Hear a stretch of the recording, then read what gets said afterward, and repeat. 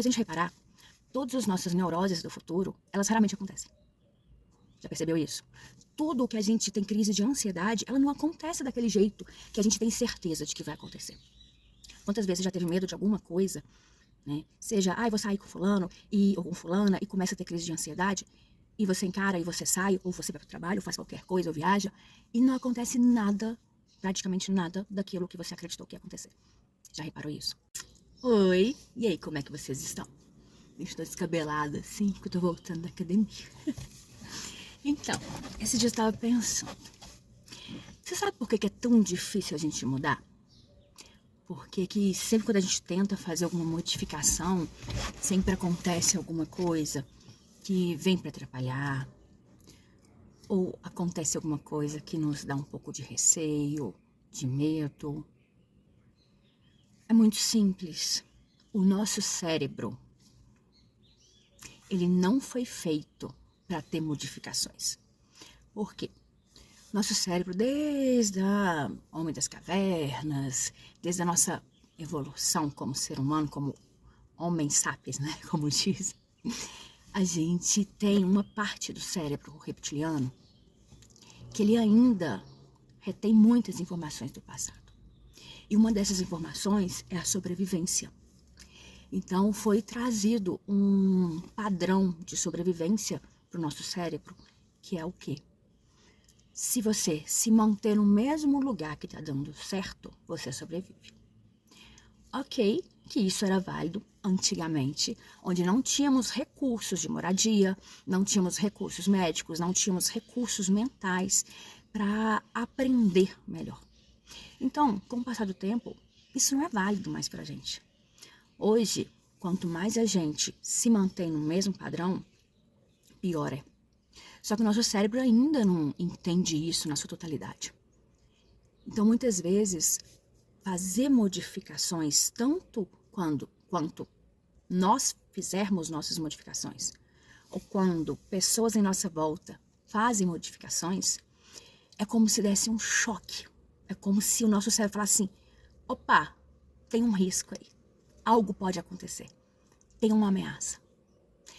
Então, muitas vezes, aquele medo, aquela paralisação, aquela crise de ansiedade, aquela crise de pânico, é porque a gente está tentando fazer diferente do que aprendemos. Então, os sintomas de ansiedade é só adrenalina. Não é nada além da adrenalina que o nosso cérebro produz por achar que a gente está correndo um risco de vida. Quando, na verdade, é só imaginação. Não confundam imaginação com mentira, tá? Existe uma grande diferença entre o cérebro criar uma imaginação e nós estarmos mentindo. Porque quando o cérebro cria uma imaginação, aqueles sintomas, eles são extremamente reais. A crise de ansiedade, ela é real, ela é física, né? São hormônios, é o coração que reage muito forte. Então, tem que cuidar do físico mesmo, né? Dependendo da situação, tem que se medicar mesmo. Porque quando atinge o físico, é tratado no físico, tá? Então, o que acontece?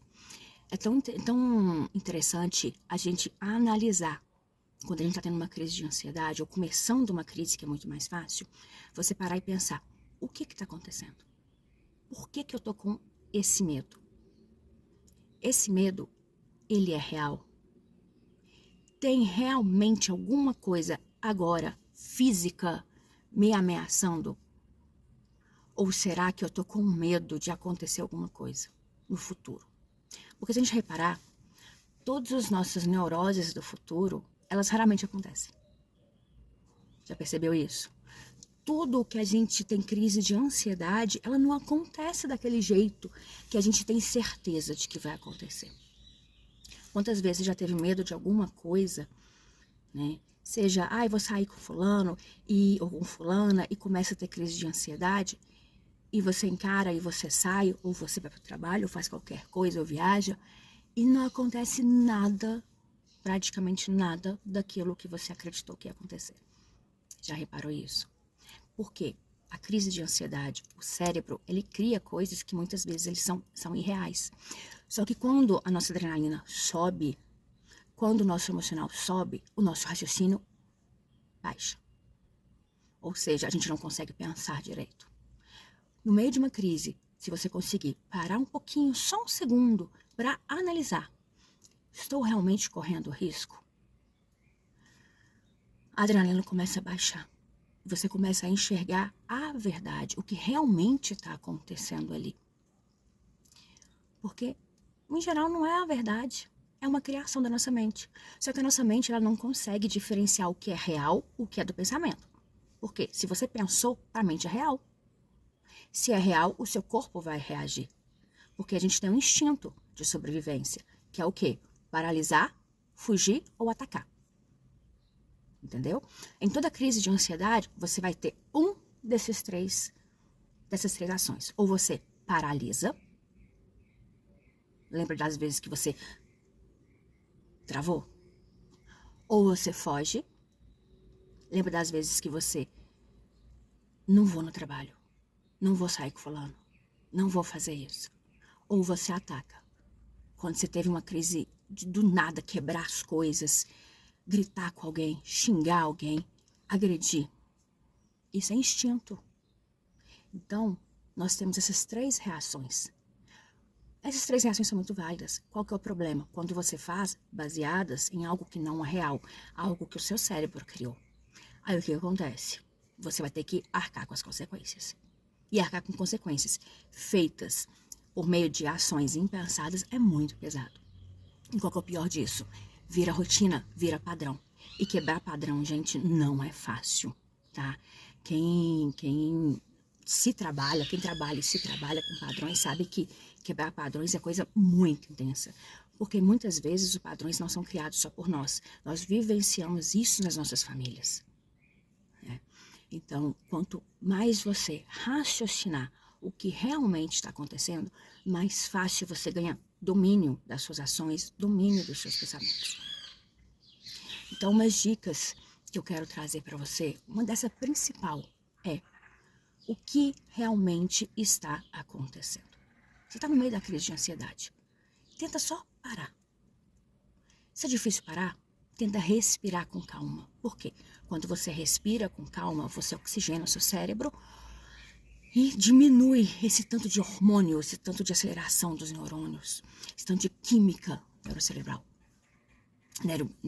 bioquímica que é jogado no cérebro. Quando você respira, o seu cérebro dá uma dopadinha. Por que toda crise de ansiedade as pessoas falam assim, respira devagar? Não é só porque, todo mundo fala respira. Não, não existe, tudo tem um motivo. É porque dá uma lentidão no seu cérebro. Então tá tendo crise de ansiedade, tenta respirar devagar. Porque quando você faz isso aqui, ó, você hiperventila, você deixa o seu cérebro mais surtado ainda e surto mesmo, não adianta. Então, tenta respirar devagar.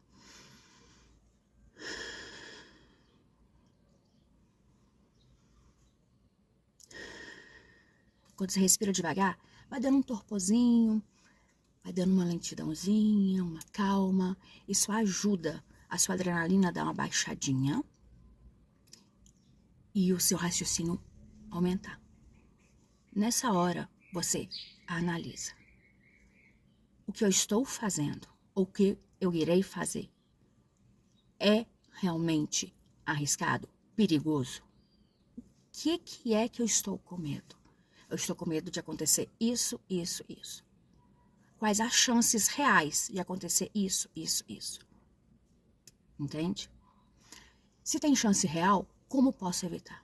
Se não tem chance, ok, então isso é criação da minha mente. Então são táticas que a gente pode usar. E quando a gente traz esse raciocínio, o cérebro dá uma acalmada. Outra coisa muito bom que a gente pode fazer é tocar no nosso corpo, né? Sente o que está à sua volta para você se aterrar, para você voltar para o presente. Porque a ansiedade, ela nunca é sobre coisa do presente. Ela é coisa sobre o futuro. Você nunca fica ansiosa por alguma coisa do presente. Nunca. Sempre algo do futuro. E às vezes é um futuro daqui a, não só 1 minuto, mas daqui a 10 anos. Tá?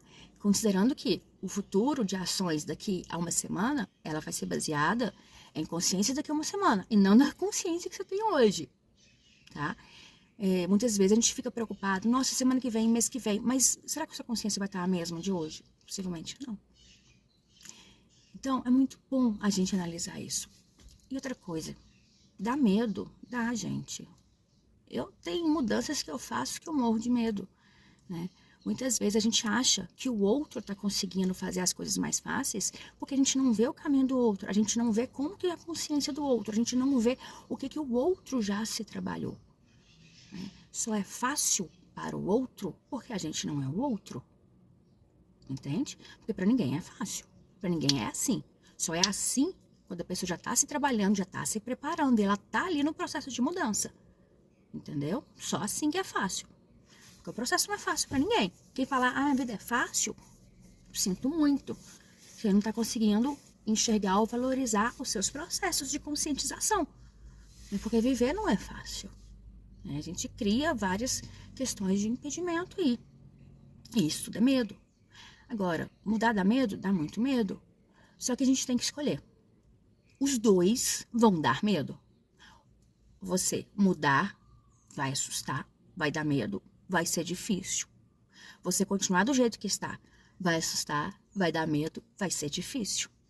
A questão é, continuar do jeito que está é mais fácil porque você já sabe o seu melhor ponto e o seu pior ponto. Então você está numa situação falsamente segura. Quando você muda, quando você faz diferente, você não sabe o seu melhor nem o seu pior. Então traz essa insegurança por conta disso.